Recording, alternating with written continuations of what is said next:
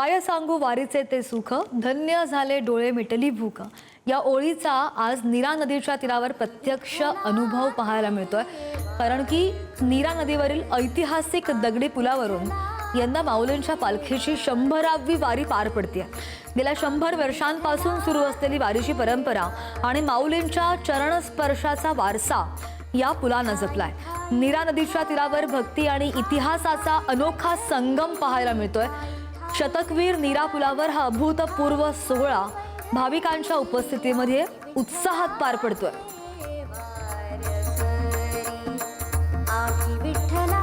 वर्षी माऊलींच्या पालखी सोहळ्यामध्ये आपण नीरास्नान पाहतो, नीरास्नानासाठी झालेली गर्दी पाहतो। पण गेली 100 वर्षाचा एक साक्षीदार या ठिकाणी आहे की ज्या साक्षीदार असा आहे की ज्यानं 100 वर्ष माऊलींची वारी अनुभवलेली आहे। वारकऱ्यांचा पदस्पर्श त्या साक्षीदाराला झालेला आहे आणि तो साक्षीदार दुसरा तिसरा कुणी नाही तर नीरेचा ऐतिहासिक दगडी पूल। गेली 100 वर्ष झाला हा पूल या ठिकाणी उभा असलेलं पाहायला मिळतं। संत ज्ञानेश्वर महाराजांची पालखी जेव्हा पुणे जिल्हा सोडून सातारा जिल्ह्यात प्रवेश करते तेव्हा ती याच ऐतिहासिक दगडी पुलावरून जाते। दिसायला अगदी मजबूत आणि मराठेशाहीच्या किंवा पेशवेकालीन स्थापत्यकलेची आठवण करून देणारा हा पूल खरं तर ब्रिटिश काळातील ऐतिहासिक वारसा आहे। 1920च्या दशकात ब्रिटिश काळात अभियंता कृष्णा मांडके यांनी स्वतःच्या देखरेखीखाली स्वखर्चातून हा पूल उभारला होता। आज या पुलाला तब्बल 100 वर्ष पूर्ण झाली। इतिहासात आपल्या समोर उभा आहे कारण काही महिन्यांपूर्वी एका मोठ्या संकटातून हा पूल वाचलाय। या पुलाचं आयुष्य संपल्याचं कारण देत प्रशासनानं ऐतिहासिक पूल पाडण्याचा निर्णय घेतला होता। वारीचा सगळ्यात मोठा भावनिक वारसा डोळ्या देखत नष्ट होणार म्हणल्यावर स्थानिक नागरिक, वारकरी, सामाजिक संघटना सगळे एकत्र आले। या ऐतिहासिक वास्तूच्या संरक्षणासाठी तीव्र आंदोलन झालं। अखेर पुलाचं स्ट्रक्चरल ऑडिट करण्यात आलं, डागडुजी झाली आणि प्रशासनानं हा पूल पाडण्याचा निर्णय रद्द करून त्याचं संवर्धन करण्याचं ठरवलं। माझ्यासोबत या ठिकाणी निरेकर नागरिक आहेत की अभ्यासक आहेत। या ठिकाणच्या वारीचा अभ्यास त्यांचा गेली अनेक वर्ष त्या ठिकाणी राहतात। माऊली 100 वर्ष वारीला पूर्ण होत आहेत आणि वारकरी या ठिकाणी राहत आहेत। माऊलींच्या पादुकांना शाही स्नान या ठिकाणी घातलं जातं, वारी या ठिकाणून येते।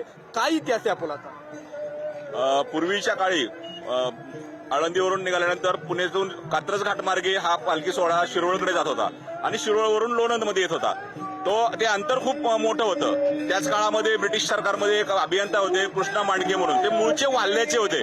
त्यांची भूमिका होती की वाल्ला आणि पंचक्रोशीमध्ये माऊलींचे पालखी सोहळा यावा, इथल्या लोकांना त्या माऊलींचं दर्शन व्हावं म्हणून त्यांनी स्वखर्चातून ब्रिटिश सरकारमध्ये असलेले अभियंता हे स्वखर्चातून त्यांनी हा ब्रिटिशकालीन पूल बांधला।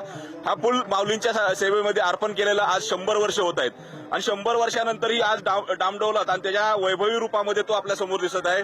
आणि ह्याला माऊली पूल किंवा वारीचा पूल म्हणून असं काहीतरी एखादं नाव देऊन त्याच धर्तीवरती ह्याचं सुद्धा जतन करावं आणि वर्षानुवर्ष अजून पुढच्या काळातही माऊलींचा सोहळा ह्याच मार्गे जावा। कॅमेरा पर्सन सतीश कदम यांच्यासह निलेश जगताप, पुढारी न्यूज, नीरा। तर आपण पाहतोय नीरा नदीकाठी इतिहास आणि भक्तीचा संगम पाहायला मिळतोय आणि भाविकांच्या भावना आपण नुकत्याच जाणून घेतल्या। यंदा माऊलींची 100वी वारी आहे। नीरेच्या ऐतिहासिक पुलावरून ही वारी आपण पाहू शकतोय।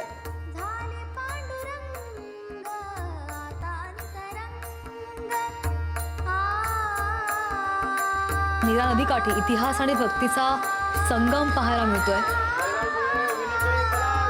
नीरेच्या ऐतिहासिक पुलावरून यंदा माऊलींची 100वी वारी आहे।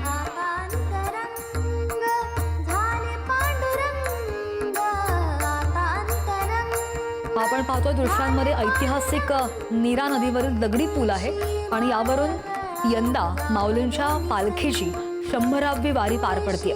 गेल्या 100 वर्षांपासून सुरू असलेली वारीची परंपरा आणि माऊलींच्या चरणस्पर्शाचा वारसा या पुलानं जपलेला आहे।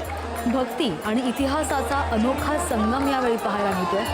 शतकवीर नीरा पुलावर हा अभूतपूर्व सोहळा भाविकांच्या उपस्थितीमध्ये पार पडतो।